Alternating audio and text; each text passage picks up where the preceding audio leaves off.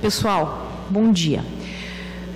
Bom, eu não vou demorar muito nessa apresentação. A gente teve, mesmo num hospital acreditado, falhas de comunicação acontecem, né? A gente marcou paralelamente essa reunião no mesmo horário que tem a integrativa da equipe toda do GENF. Isso, enfim, dividiu o público, né? E sempre uma presença maior, grande, era da equipe de enfermagem, que fica as 24 horas do dia dentro da unidade. Tem muito processo aí da acreditação que está envolvido com a enfermagem, enfim. Mas, enfim, vamos começar, ok? Isso que eu estou falando não é a mesma apresentação, obviamente, mas está sendo apresentado também para o grupo das chefias da enfermagem, toda a equipe lá no balde também. Então, vamos falar, assim, sobre esta avaliação de manutenção da acreditação ou uma avaliação educativa simulada. A primeira coisa é a gente tirar essa ideia de que nada vai nos acontecer se a gente... porque é só uma avaliação de brinquedo. Não. Né? Na verdade, é uma avaliação simulada e a gente, a cada ano, até ser reacreditado, vai ter avaliações simuladas, porque a gente precisa, justamente, porque o CBA precisa acompanhar para ver se as melhorias foram conservadas, sustentadas, preservadas, ou seja, que eu só não brinquei de arrumar o hospital o ano passado, em junho, depois em novembro, e não consigo sustentar as melhorias. E vocês devem estar sabendo que sustentar as melhorias são difíceis. A gente tem ido nas unidades, tem falado com as pessoas, todo mundo esqueceu da NR32. Talvez tem gente que nem tenha conhecido ainda, novos residentes que entraram no hospital, enfim, não foram tão expostos a toda aquela propaganda e toda aquela campanha que fizemos no ano passado.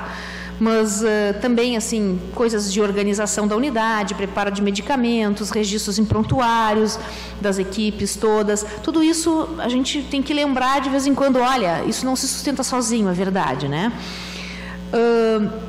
E uma coisa importante, assim, é que a gente tem que mostrar, além da sustentação das melhorias, que essa ideia de qualidade e segurança permeia as nossas atividades e os nossos planejamentos dentro do hospital, né? E que a gente começa a olhar mais criticamente para os processos que a gente repete dentro do hospital, repete, e começa a perceber que alguns deles têm potencial de insegurança ou de falta de qualidade. E isso, talvez vocês não estejam, assim, pensando, imaginando como, né? Mas a gente tem percebido isso quando anda nas unidades, né? Então, a gente até percebe que relaxamos um pouquinho em algumas rotinas que tem que ser um pouco mais rigorosas, e a gente vai tentando sempre, a cada 6 meses e a cada ano, a gente tem que reforçar isso. Mas as equipes, e aí eu falo de todas as equipes, não tem uma equipe mais do que outra, assim, elas evoluíram, assim, elas estão mais críticas, elas estão sabendo mais o que está acontecendo, sabem quando a gente fala do tema qualidade, segurança, acreditação, sabem o que significa, já sabem o que deviam estar fazendo e não estão fazendo de novo. Então, acho que a gente tem um cenário legal dentro do hospital.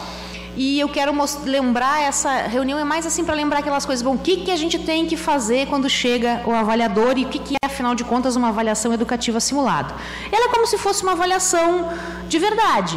A única coisa é que eles não vão terminar na sexta-feira assim, vocês não têm mais o selo. Eles vão terminar na sexta-feira e vão dizer assim, olha, isso aqui não está muito bom, nós vamos fazer uma visita de novo para ver se vocês vão continuar com esse selo ou não. Não é automático, mas pode vir isso depois, tá?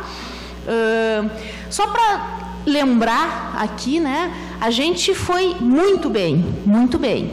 São 1.296 elementos de mensuração e a gente teve 5 ou 0,4% não conformes, 2% ou 26 parcialmente conformes e teve os outros 1.265, acho que é a conta aí, conformes, 97,6% de conformidade. A gente vai ir também, assim, agora tem que ir, né? A gente não pode voltar atrás. Antes a gente estava sempre com folga. Começamos com 58%, fomos para 65%, 69%, 80 e poucos e chegamos em 94% na avaliação de junho, e por isso que a gente teve uma avaliação focal, e ficamos em 97%, tá? Isso tudo trabalho de toda uma equipe, né? Todo mundo sabe disso, foi uma coisa muito legal, está todo mundo envolvido, continua envolvido, apesar de críticas, a acreditação faz a gente assinar um monte de papel, faz a gente mudar os processos. Na verdade, as pessoas aderiram, assim, e realmente mudar um jeito de trabalhar não é fácil, todo mundo reage e pergunta, bom, o que eu vou ganhar com isso, o que vai melhorar para mim, para o paciente, e o que vai me trazer de mais trabalho.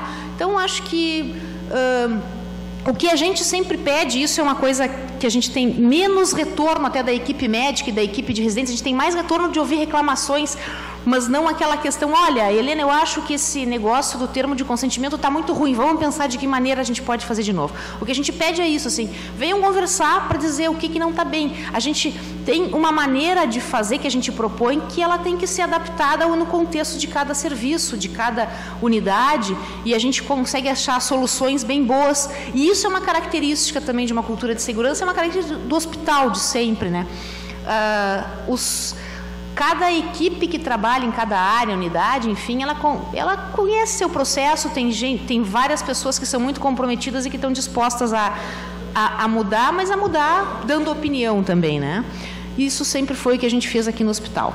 Então, só para mostrar um pouco da agenda para vocês, desculpa, ficou meio claro, mas assim, eles chegam segunda de manhã e passam a manhã inteira revisando documentos, mas a partir de segunda de tarde, a partir da 1h, e eles são mais ou menos pontuais, assim, na verdade eles colocam na agenda 1h05 até, eles começam as visitas nas unidades. Quais unidades? Sorteio, eles escolhem no dia. O que a gente faz é avisar a unidade, dizer, olha, estão subindo aí, né? Até para avisar a equipe administrativa.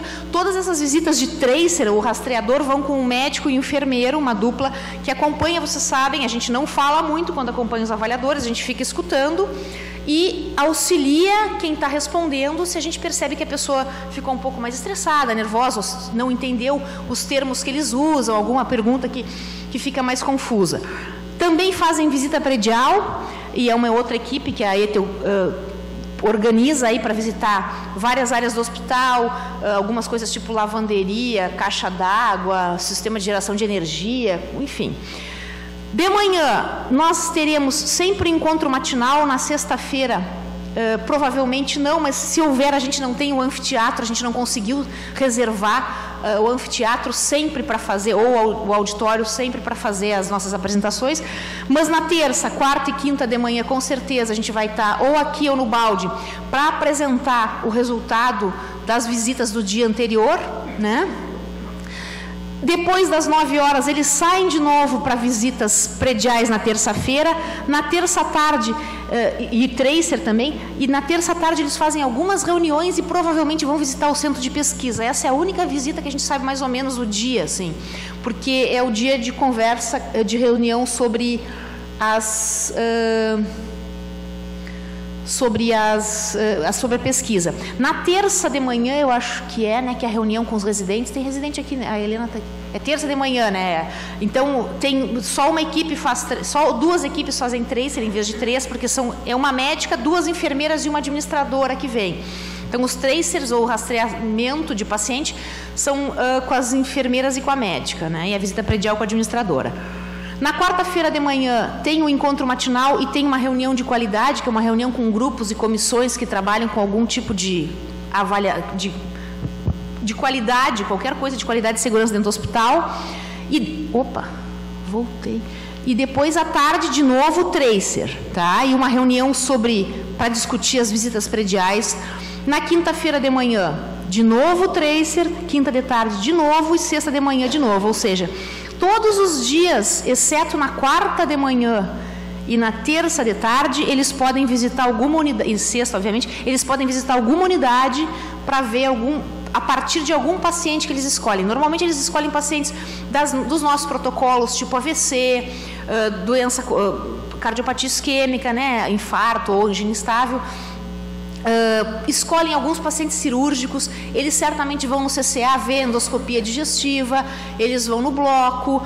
E as visitas prediais, por exemplo, na terça-tarde, que não tem tracer de paciente, mas tem visita predial, a administradora ela pode estar numa unidade e também chamar os os funcionários daquele turno para perguntar sobre brigada de incêndio, sobre situações de catástrofes. Então, sempre que houver visita ao tracer, pode ter algum tipo de conversa com a equipe assistencial. Tá? Então, só para reforçar isso, o médico, sempre essa equipe vai estar com alguém nosso, médico, enfermeiro, quando for fazer o rastreador de paciente, e quando a gente vai fazer esse rastreio de pacientes, normalmente eles chegam na unidade, pedem para ver a pasta do paciente, né? Dão uma olhadinha nos registros de enfermagem, registros médicos, fazem algumas perguntas, pedem para o técnico de enfermagem para falar um pouco sobre aquele prontuário, aquele registro, pede para o enfermeiro que está responsável. Se eles encontram alguém da equipe médica, podem entrevistar e vão falar com os pacientes e familiares, né? Então, isso é uma coisa importante, assim, a conversa com a equipe assistencial, esse é o foco principal da nossa reunião aqui, né? Assim, nada de pensar em fugir, né? Isso é a primeira coisa. Eles vêm vindo num corredor, as pessoas vão disparando assim com o cara. Nunca aconteceu aqui no hospital, viu? Na verdade, eles sempre até comentaram, o pessoal não foge, enfim. Não fugimos, assim. Mas se alguém fica muito estressado, muito desesperado, porque porque a gente pode ficar realmente muito nervosa e não saber de falar isso. Olha, eu não quero falar. Tá bem, não fica na unidade naquele momento. A gente vai ter avisado antes, fica num lugar que não vão te encontrar dentro do posto de prescrição de enfermagem ou não tem problema, né? Pode responder também, olha, desculpa, eu estou indo fazer um medicamento num paciente, eu estou indo acompanhar um paciente no exame, estou indo examinar um paciente, eu não posso conversar contigo agora. Não tem problema nenhum, ok? Sempre respondam de forma objetiva. Como é que tu faz isso aqui? Antes eu fazia assim, agora eu fazia assim. Acaba com o antes. Eu faço assim. Pronto. Deixa que eles critiquem o que eles estão vendo ou que eles estão ou a tua resposta. Eles vão perguntar, mas e antes? Daí tu responde como era antes. Sempre comecem a resposta de forma positiva. Não falem do não antes, né? Obviamente, claro, neguem alguma coisa que seja um absurdo, né? E quando perguntarem, tipo, vocês têm educação de pacientes e familiares para algum assunto que não tem na nossa linha de cuidado, não respondam não. Desculpa, pode repetir a pergunta? Tu está falando, entende? A gente não precisa responder um não de cara. Até porque, muitas vezes, o que eles perguntam a gente tem. É o jeito que eles perguntam que a gente não entende direito. Por isso que a gente acompanha até os avaliadores para traduzir um pouco o que eles estão falando. E também... na verdade, a gente tem quase tudo aqui no hospital, né? Então, isso que a gente tem que estar imbuído desse espírito. Nós fazemos bem e nós temos quase tudo aqui no hospital, tá? Isso é uma coisa importante. E sempre que vocês tiverem alguém assim, virem que tem algum colega que está respondendo alguma coisa que podia ser complementada com alguma informação que é importante, podem ajudar, não tem problema nenhum, viu? Não é uma coisa formal, eles são super tranquilos sempre. Quem já conversou com alguém aqui já foi entrevistado em alguma situação? E aí, foi fácil? Foi? Normalmente é assim, né? A gente vê as pessoas, depois que passam, nem foi tão horrível assim quanto eu imaginei que pudesse ser, tá? Bom, uma coisa agora, vamos falar de coisas super importantes que estão bem falhas no nosso hospital ainda, sempre tiveram, que é o manejo da dor, tá? Então, assim, obsessivamente os avaliadores vão olhar isso, ok? Porque assim, a dor é um desconforto extremo para o paciente e não manejar adequadamente a dor é falta de respeito, tá? Assim, sendo bem sintética. Então, lembrem-se de avaliar corretamente a dor, né? A intensidade, a característica, a localização, a frequência que aparece, né? E a intensidade a partir de algum critério mais objetivo, ok? Uma coisa que é muito importante que não está acontecendo bem é a prescrição parametrizada. Então, a gente continua e reforçou com a equipe da farmácia, com os farmacêuticos clínicos, sobre a orientação para ajudar o prescrevente a lembrar que aquele paracetamol que ele prescreveu não tem a parametrização adequada, tá? Uma pergunta que surge: eu preciso prescrever tudo que tem no protocolo da dor? A morfina? Não, se a gente quer prescrever só o paracetamol, a dipirona, a gente prescreve, mas para que condição de dor aquele paciente, que a gente vai usar naquele paciente. Ah, mas e se o paciente tiver dor 10? Mas tu não imagina que ele vai ter dor 10. E se ele tiver dor 10, não precisa estar prescrito. É importante que até alguém avalie e chame o plantão para ver, bom, por que esse paciente que não tinha previsão de ter uma dor tão forte, está tendo essa dor tão forte assim? Ok? Reavaliação da dor, isso é importante para a equipe de enfermagem, que reavalia a dor depois de dar o medicamento da prescrição. A gente tem muita falha de registro dessa reavaliação da dor 1 hora depois, ok? E sempre lembrem de registrar em todas as etapas, cada qual no lugar onde tem que registrar, ou controle de sinais vitais, evolução do paciente, enfim. Isso é uma coisa super importante, tá? Então, dor é uma coisa que a gente não consegue, a gente teve conformidades parciais por causa da dor. E só para, isso é um alerta assim, não, é muito para a equipe médica, né? E quero que todo mundo converse com seus colegas, os residentes que estão aqui, mas assim, também para a equipe de enfermagem, a gente teve isso, dos 31 elementos, aqueles que eu falei, que eu mostrei ali, que foram parcialmente conforme, 26, e 5 não conformes, 31, 19 foram parcialmente conformes ou não conformes por causa de falta de registro em prontuário. 19, tá? Então, assim, só para vocês entenderem, a gente faz as coisas bem, os avaliadores e os consultores que vêm aqui entrevistam os pacientes para perguntar se a gente informou sobre riscos, se a gente contou sobre a doença, conversou com o paciente, educou o paciente, tudo ok. Não tem nada registrado. Tá? Então, a gente vive ainda, eu pensei que a gente vivesse na pré-história só em 2009, quando a gente fez a avaliação diagnóstica, mas a gente, parte do hospital vive na pré-história ainda porque não faz registro nenhum. Tá? Então, por favor, isso é uma coisa que eu sempre falo. Mas assim, sobre as indagações e as visitas, né? Sempre lembrem disso, menos é mais, reforçando aquilo que eu digo. Respondam objetivamente, não precisa contar história muito grande, contem o que a gente faz e pronto.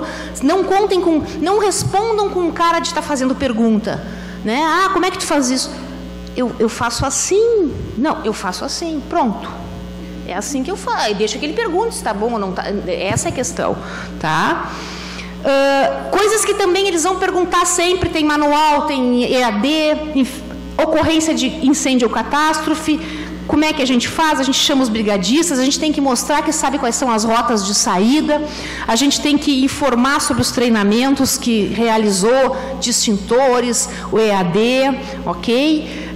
Intercorrências e parada cardiorrespiratória, agora a gente tem um novo grupo que atende, assim, um tipo de intercorrência no hospital, que é o time de resposta rápida. Podem falar sobre isso, sobre os gatilhos, falem sobre como é que se atende, respondam naturalmente como é que a gente atende parada, falem dos seus treinamentos, por favor. A gente agora já está em cima da hora, mas lembre-se que tem muita gente que precisa, de novo, porque já venceu, vale 2 anos, ou porque não fez ainda, fazer o treinamento em reanimação básica. Lembrem-se dos números das equipes de parada, estão no crachá atrás, a gente pode colar, viu? A gente não precisa. Ah, tem um pop sobre como se prepara medicamentos, tu conhece? Não, ele está aqui, a gente sabe onde... Porque o importante é que a gente não precisa saber de cor a informação, mas a gente tem que saber que ela é disponível e que ela é fácil para a gente encontrar, a gente sabe onde encontrar, ok? Direitos dos pacientes, né? Quando perguntarem sobre o que vocês fazem para respeitar os direitos dos pacientes, sempre dá um branco em todo mundo. Bom, tem coisas que a gente faz naturalmente e fazia antes, inclusive, respeito aos valores e crenças, informações sobre o tratamento que o paciente está recebendo, privacidade nos procedimentos. De novo, isso relaxou um pouco aqui no hospital. Ofereçam para o paciente para fechar a cortina, prestem atenção, ali na emergência a gente passa no corredor ali do elevador, está aquelas 2 portas abertas, tu está enxergando, qualquer um que vem da rua está enxergando o que está acontecendo, tem que lembrar de fechar aquela porta. Tá? Tem que mostrar os cartazes que tem nos quartos e unidades dos direitos e deveres dos pacientes, ou seja, mostrar que a gente orienta os pacientes e que está disponível, que eles sabem também as cartilhas que existem e que houve essa capacitação, não sei se todos fizeram, mas é uma capacitação bem legal sobre direitos e deveres dos pacientes. Bom, barreiras, que é outra coisa que eles perguntam. Barreiras que podem dificultar a compreensão do paciente sobre a situação que ele está vivendo, o tratamento que está sendo proposto, enfim. O trabalho com equipe multiprofissional é a nossa grande é o nosso grande trunfo na questão das barreiras, né? Porque se eu tenho dificuldade de fazer um paciente me compreender, enfim, sempre tem alguém que pode auxiliar, e tem alguns grupos específicos para alguns pacientes mais vulneráveis. Quem trabalha nessas equipes sabe disso. A gente tem lista de voluntários para apoio linguístico, quando houver necessidade. Não contempla todas as línguas, nem todos os horários, mas a gente consegue, já chamou algumas vezes, já acionou esse grupo, incluindo Libras. A gente tem entidades voluntárias que estão cadastradas e a gente pode chamar para dar suporte espiritual para pacientes. A gente tem uma consultoria em bioética que é quase ímpar, assim, dentro do país, assim, e que participa muito ativamente de discussões com várias equipes assistenciais. E uma coisa importante, que não tem muito a ver com barreiras, mas que alimentos externos, né? Eles perguntaram algumas vezes para pacientes terminais, em final de vida, ou algumas situações, se a gente permitia alimentos externos. De modo geral, alimentos externos são permitidos em casos especiais, sob orientação do nutricionista, e tem um documento que quando a nutricionista faz a primeira intervenção e conversa pela primeira vez com o paciente, ela orienta sobre que tipo de alimento externo pode ser trazido, preferencialmente não trazer, e apresenta um documento aí para a família assinar, enfim, que ela entendeu isso e tem alguma responsabilidade também nessa situação. Educação de pacientes e familiares, outro item também que eles buscam exaustivamente nos nossos registros e perguntam muito para todo mundo, né? Então, tem que lembrar que todo paciente que chega aqui no hospital, ele já começa a ser educado. A gente já começa com orientações quando faz a anamnese da enfermagem, por exemplo, sobre as rotinas da unidade, sobre higiene de mãos, alguns cuidados se o paciente tem risco de quedas. Desculpa. Também sobre... E alguns pacientes de algumas linhas de cuidado específicas têm um programa de educação específico, e a gente pode registrar essas condutas de educação em qualquer lugar do prontuário. Vocês sabem que existe, para alguns perfis de acesso, um espaço especial para registrar as condutas de educação, mas ele é um espaço, na verdade, que ele tem uma funcionalidade, por isso que ele existe. O que eu escrever ali, eu encontro depois no portal do paciente, na aba de educação, com mais facilidade. A funcionalidade é essa, que o que escrever ali fica mais fácil para visualizar, a gente não tem que procurar em todas as evoluções de todos os dias do paciente, principalmente aqueles pacientes que têm tempo de permanência prolongado no hospital. Ok? A gente tem também manuais que são oferecidos aos pacientes e familiares de algumas linhas de cuidado especiais, e a gente pode mostrar esses manuais na unidade. Bom, uma lembrancinha sobre registros em prontuários. A gente chamou essa primeira nota de admissão, entrada na enfermaria ou na emergência, como avaliação inicial do paciente, porque muitas vezes não é uma anamnese que tu faz naquele momento. Muitas vezes o paciente já fez anamnese no ambulatório, por exemplo, um paciente da cirurgia que foi todo avaliado no ambulatório e teve uma proposta terapêutica, enfim, a cirurgia feita, a anamnese já pode ter sido feita antes. Então, na avaliação inicial do paciente, quando ele chega na unidade, ela tem que conter registros mínimos das condições do paciente, o exame físico dele, alergias que ele tem, medicamentos que ele usa, para ter uma informação consistente para a gente fazer o primeiro atendimento dele. E a anamnese pode ser completada depois. Uma coisa super importante para as equipes cirúrgicas: avaliação dos pacientes antes dos procedimentos cirúrgicos, não procedimentos mais diagnósticos, enfim, que a gente faz no CCA. Todo paciente que foi visto há mais do que 30 dias no ambulatório e chega no dia do procedimento cirúrgico, tem que ter algum registro da avaliação do cirurgião. Não é a avaliação pré-operatória do anestesista, é a avaliação do cirurgião dizendo que reavaliou o paciente, que o exame físico e a história dele não indicam que a gente precise mudar o plano cirúrgico ou que a gente vai ter que mudar o plano cirúrgico. Isso pode acontecer. também não assim, imagino, não é frequente, mas algumas vezes o paciente ficou muito tempo sem ser visto, aquela hérnia que era de um tal tamanho aumentou um pouco, enfim, eu fico pensando em coisas que na verdade, essa avaliação para o cirurgião é uma avaliação para ver se ele mantém o plano cirúrgico proposto ou ele vai ter que modificar ou até cancelar aquela cirurgia.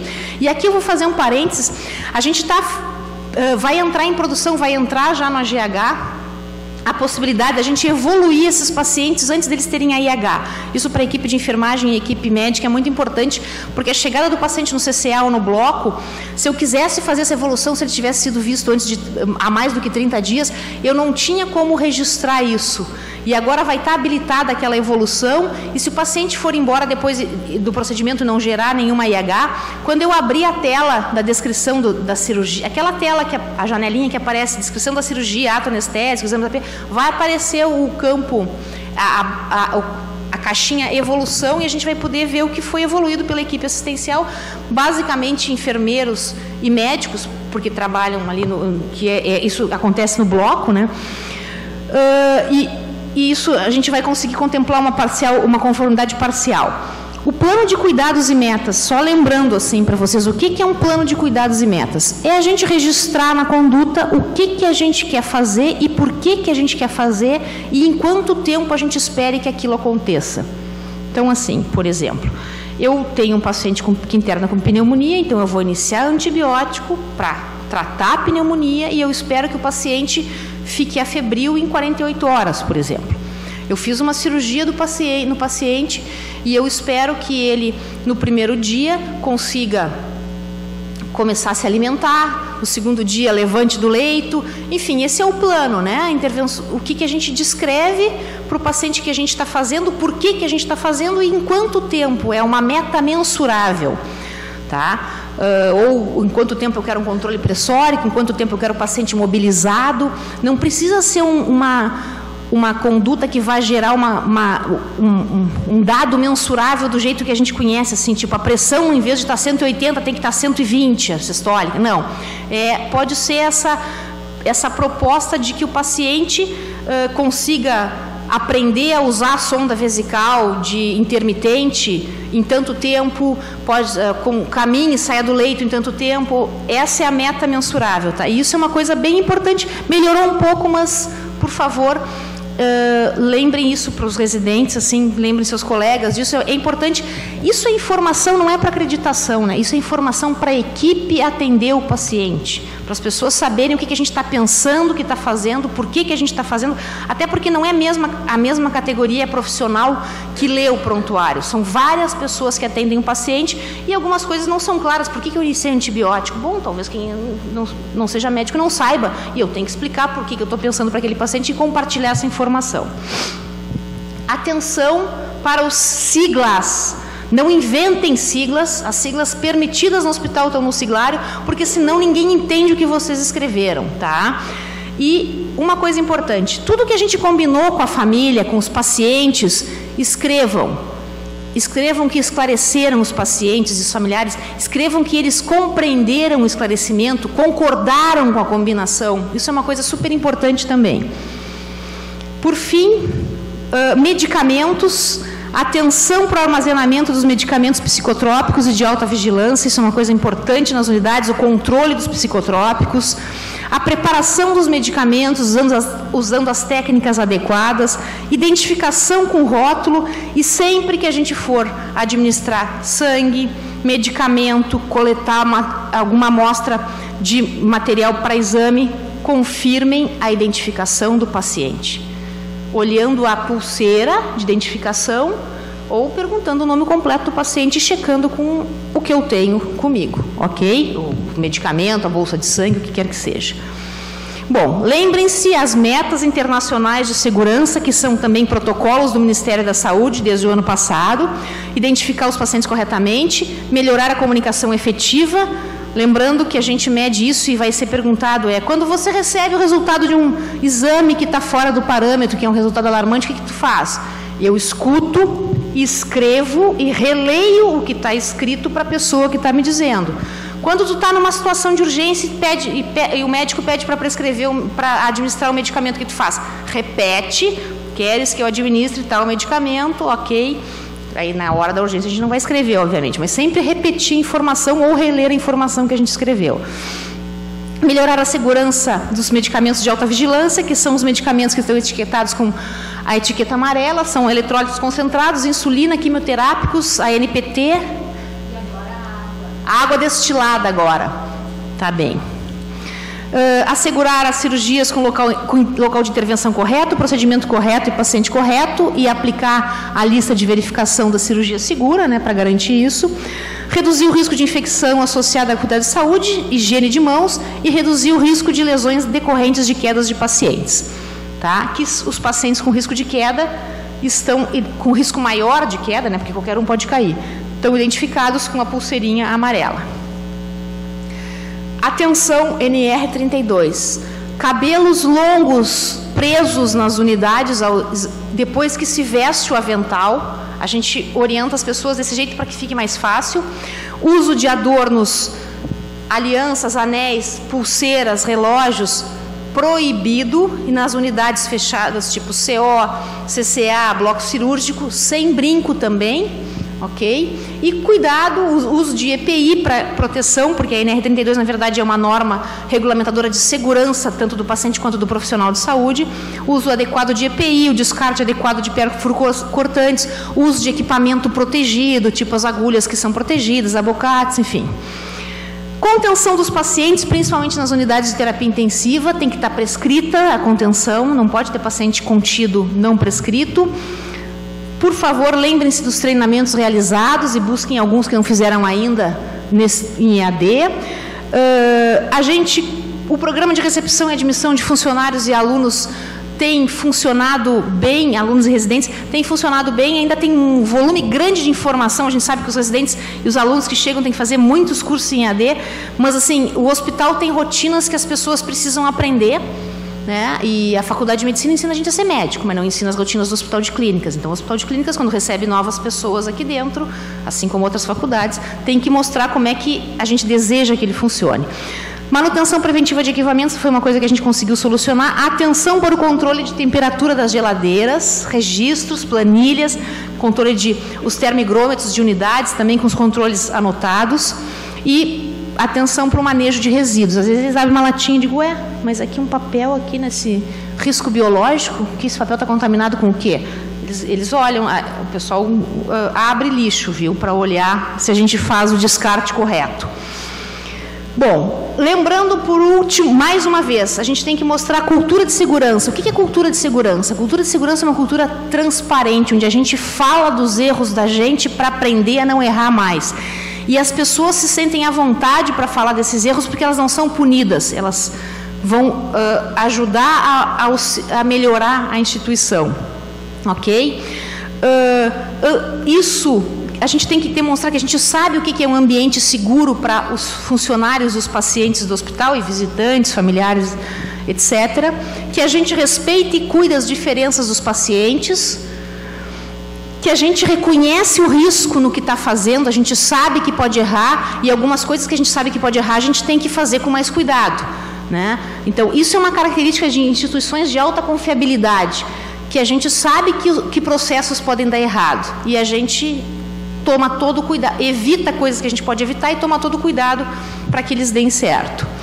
Tá? E que a gente, quando identifica riscos nos processos, a gente pode opinar e melhorar e está preocupado realmente em melhorar, ok?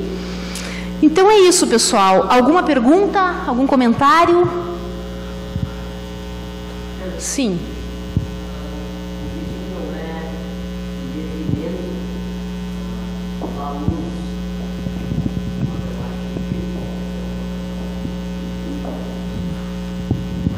Tem algum aluno aqui?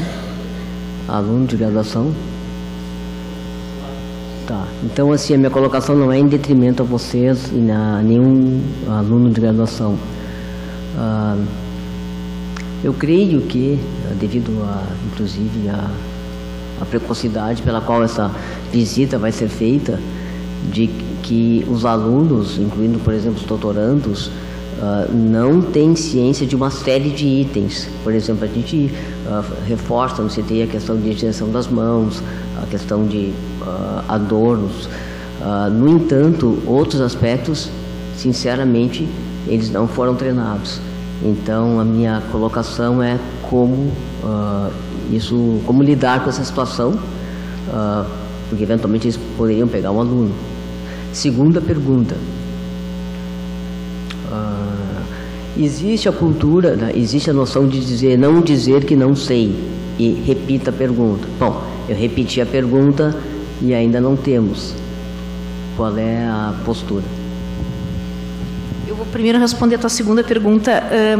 Bom, algumas vezes acontecem deles perceberem nas unidades e quando conversam realmente identificam, bom, falta isso.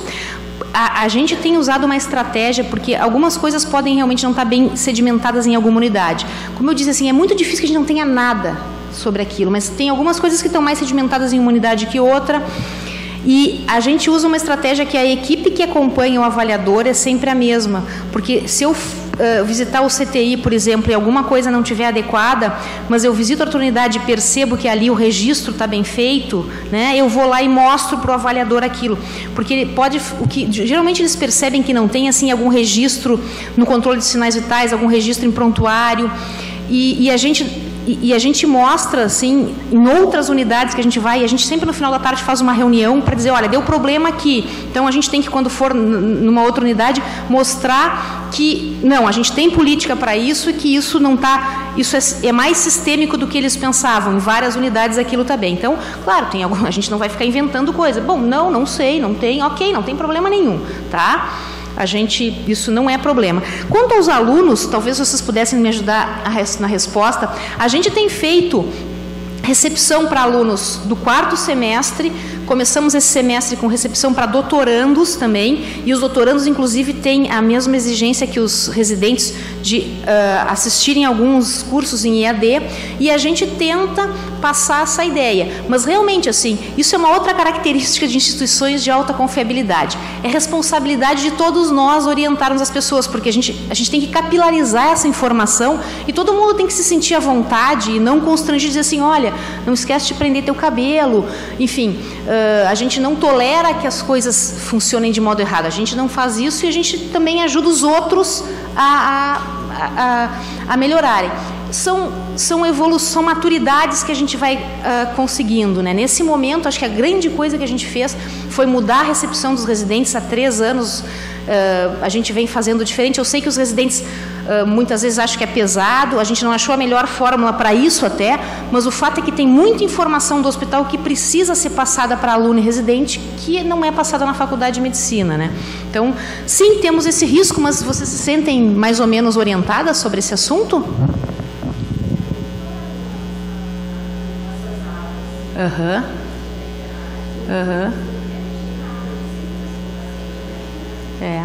E doutorandos